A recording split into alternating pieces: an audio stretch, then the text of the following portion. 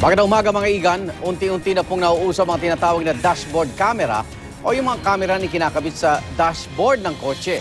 At sa pamamagitan nga ng dashboard camera, nakuna ni US Cooper Kenneth Palles ang gitgita ng isang truck at SUV sa Marcos Highway. Sa video, makikita ang truck na tila nagmamadali. Pagewang-gewang at labas-masok sa ibang lane.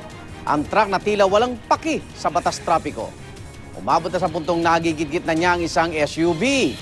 Wala namang magawang driver ng SUV kundi pilitang umiwas. Ang driver naman ng truck, dire-diretso lang na parang walang nangyari.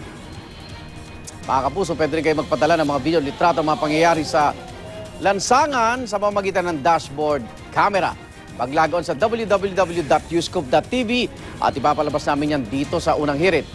Paalala lang po sa ating mga US Cooper, yun lamang po mga video at litratong pagmamay-ari nyo mismo ang ipadala nyo sa amin.